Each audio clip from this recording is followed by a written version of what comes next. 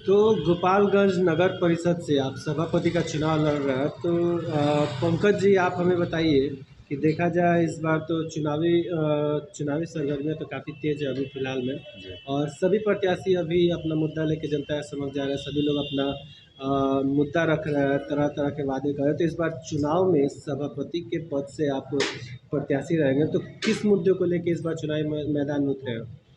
देखिए, गोपालगंज नगर परिषद के सभापति के चुनाव में मुद्दे तो बहुत हैं। सबसे पहले तो मैं आपके चैनल के माध्यम से सरकार का आभार प्रकट करना चाहता हूं कि सरकार ने सामान्य वोट से सभापति के चुनाव का प्रस्ताव ले आया। यह एक ऐतिहासिक कदम है और इस निर्णय का स्वागत होना चाहिए। दूसरी बात है कि चुनाव के संदर्भ में तो मुद्दे बहुत हैं। हमारा उद्देश्य यही होगा कि जितने भी नगर निकाय बिहार में हैं उन सभी नगर निकायों में गोपालगंज नगर निकाय को एक आदर्श नगर निकाय के रूप में स्थापित किया जाए और जनता की जो भी समस्याएं हैं उनका ससमय समाधान किया जाए।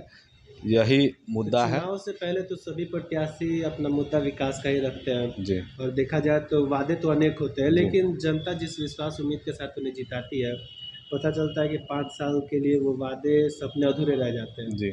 इस पे क्या कहना चाहेंगे? इस पे एक ही बात कहना है कि आप जब सामान्य वोट से चेयरमैन चुनेंगे तो चेयरमैन निश्चित रूप से जनता के प्रति जवाबदेह होगा, न कि सरकार और वार्ड के प्रति जवाबदेह होगा। और जब चेयरमैन जनता के प्रति जवाबदेह होगा तो उसकी जवाबदेही बनेगी कि हमने जनता से वादा करके इस पद पे आया हूँ, इसलिए निश्चित समय सीमा में इस वादा को पूरा किया जाए। और मुझे जो विश्वास है कि एक चेयरमैन, चूँकि नगर परिषद, जिला परिषद ये सब स्वायत्त इकाई है, इसे एक तरह से मान लिया जाए कि ये एक मिनी सरकार है और आप जब उसका चेयरमैन बनेंगे तो निश्चित रूप से आप वह सभी काम कर सकते हैं जिससे जनता के समस्याओं का समाधान हो जाए। तो गोपालगंज नगर परिषद के बारे में अगर हम बात करें तो पिछला 5 साल जो इस क्षेत्र का रहा है, वर्तमान जो भी नगर परिषद पद से विजयी है, 5 साल जो अपना काम किया है इस क्षेत्र में, तो क्या उससे यहाँ की जनता संतुष्ट है या देखिए, असंतुष्ट है? जनता संतुष्ट नहीं है।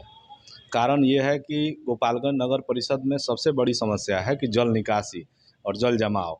आप इस नगर परिषद के किसी भी रोड से घुसिए, बिना पानी का दर्शन किए आप शहर में घुस नहीं सकते हैं। तो ऐसी स्थिति नहीं होनी चाहिए। और भौगोलिक रूप से हमारा जो नगर परिषद है गोपालगंज, वो बहुत बढ़िया है, इसलिए कि शहर के पूरब क्षेत्र से छाड़ी नदी गुजरती है और शहर के पश्चिम क्षेत्र से भी एक खाड़ गुजरती है। और हम यदि समुचित जल निकासी की व्यवस्था करें तो दोनों पारंपरिक जल स्रोतों में शहर के पानी को हम वहाँ निकाल सकते हैं और जल जमाव के समस्या का समाधान कर सकते हैं। हाँ, ये अलग बात है कि इसमें बहुत खर्च होना है। तो नगर परिषद को भी इसके लिए पहल करनी है कि सरकार जो है यदि हमको निर्वाचित कराती है और हम नगर परिषद अध्यक्ष का पद सृजित की है और बैठाती है कि हाँ आप जनता के समस्या का समाधान करने के लिए हैं, तो सरकार को इन निकायों को पर्याप्त मात्रा में धन भी देना पड़ेगा ताकि जनता के समस्याओं का समाधान एक निश्चित समय सीमा में हो सके। तो प्रत्याशी तो बहुत से हैं, सभी लोग विकास का मुद्दा ही लेके आएंगे, लेकिन जैसे जैसे चुनाव नज़दीक आएगा, ये चुनाव दूसरी तरफ रुख करने लगेगा। जैसे हम बात करें जाति धर्म से लेके धन बल का प्रयोग किया जाने लगेगा, तो जनता से क्या अपील करना देखिए, चाहेंगे? जनता से दो ही अपील है। जनता से ये अपील है कि राजनीति में रहने वाले लोग दो काम करते हैं, एक समीकरण बनाते हैं और एक समाज बनाते हैं। तो समाज बनाने वाले लोगों को आप चुनिए, निश्चित रूप से आपके हर समस्या का समाधान होगा। और समीकरण बनाने वाले लोगों को उनको भगाइए, उनका बहिष्कार करिए, निश्चित रूप से आपका नगर परिषद एक आदर्श नगर परिषद बनेगा। तो पंकज जी आप समाज सेवी के तौर पे कार्य करते हैं गोपालगंज नगर परिषद में, तो काफ़ी वर्षों से आप लगे हुए जनता के बीच, तो कुछ ऐसे कार्य जो आज भी चर्चा का विषय हो इस गोपालगंज क्षेत्र में? देखिए, शहर में तो हम लोगों ने तमाम प्रयास किए हैं, जैसे छाड़ी नदी के सफाई के लिए और उसको अतिक्रमण मुक्त कराने के लिए। तो एज ए सामाजिक कार्यकर्ता हम लोग हमेशा प्रयास किए हैं और आप कभी स्थिर में हम लोगों की जब बातचीत होगी तो मैं सारे डॉक्यूमेंट्स दिखाऊंगा जो 2013 से हम इस छाड़ी नदी को अतिक्रमण मुक्त और सफाई कराने के लिए प्रयासरत हैं।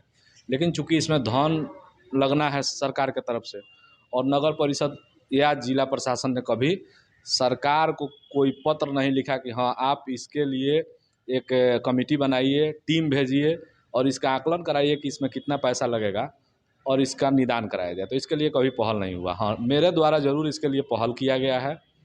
हमने वार्ड नंबर 2 में महादलित परिवार के लोग हैं, आज़ादी के पहले से वहाँ बसे हुए हैं सरकारी ज़मीन में। उनका अपना ज़मीन नहीं है और उस ज़मीन का पट्टा भी उन्हें नहीं मिला है, जिसके कारण उनको प्रधानमंत्री आवास योजना सहित तमाम योजनाओं का लाभ नहीं मिलता है। तो हमने उसके लिए भी पहल किया है और उनको हाल फिलहाल में जो है पट्टा उपलब्ध होने वाला है, उसकी प्रक्रिया चल रही है।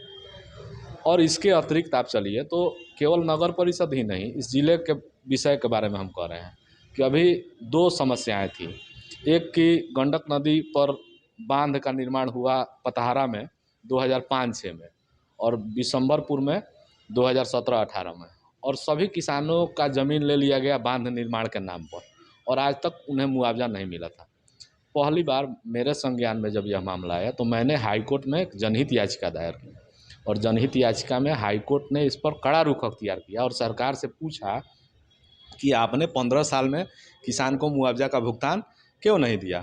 और उसका नतीजा यह हुआ कि छठ पर्व के बाद से दोनों बांधों के मुआवजा का भुगतान जिला प्रशासन ने और जल संसाधन विभाग ने शुरू कर दिया है। तो हम निरंतर समाज के सेवा में रहते हैं और यह अनवरत चलता रहेगा। हम पद पर रहें चाहे नहीं रहें, समाज सेवा हमारा कर्तव्य है और इससे हम पीछे नहीं हटेंगे। गोपालगंज नगर परिषद के बारे में अगर हम बात करें तो यहाँ की जनता का 2 अहम समस्या है, एक जल जमाव को लेके, एक गंदगी को लेके। तो जो प्रतिनिधि है वर्तमान में, क्या उनका ध्यान इस पर नहीं जाता है? देखिए, ध्यान प्रतिनिधि का जाता है, ये नहीं मैं कह सकता हूँ कि नहीं जाता है, क्योंकि प्रतिनिधि जनता के बीच से चुन के आता है और उसकी जवाबदेही रहती है कि पुनः 5 साल के बाद हमको उसी जनता के पास उसी का विश्वास जीतने के लिए जाना है। इसलिए जनप्रतिनिधि का यह प्रथम दायित्व होता है कि जनता के समस्या का समाधान हो। लेकिन यहाँ समस्या क्या है कि आपको नगर परिषद में सरकार पैसा कितना देती है। आपके सफाई पर करोड़ों रुपया खर्च होने हैं और सरकार जो है मामूली पैसा नगर परिषद को देती है, तो नगर परिषद क्या करेगा। तो इसके लिए चेयरमैन को भी और बोर्ड के सभी सदस्यों को सामूहिक प्रयास करना चाहिए था कि सरकार या तो पर्याप्त मात्रा में धन दे कि हम इस समस्या का समाधान कर सकें, और नहीं यदि सरकार धन देने में असमर्थ है तो अगर मेरे जैसा आदमी उस जगह पर रहता तो मैं इसकी नैतिक जिम्मेवारी लेते हुए छोड़ देता अपना पद कि नहीं, हम आपके समस्या का समाधान नहीं कर सकते हैं, इसलिए हमको इस पद पर रहने का एक क्षण अधिकार नहीं है। तो अंत में हमारे चैनल के माध्यम से जनता से क्या अपील करना चाहेंगे? आपके चैनल के माध्यम से जनता से यही अपील करना चाहेंगे कि आप एक बार हमें मौका दें, और मैं यह नहीं कहता हूं कि 5 साल के लिए आप हमको चेयरमैन चुनें। जिस दिन मैं जो वादा किया हूं और उस वादा को यदि साल 2 साल में मैं पूरा नहीं कर सका और इस शहर के 50 लोग आके कह दें कि चेयरमैन आपने जो है जो वादा किया है उसे पूरा नहीं किया, तो मैं 1 मिनट विलम्ब नहीं करूंगा, अपना पद छोड़ कर चला जाऊंगा।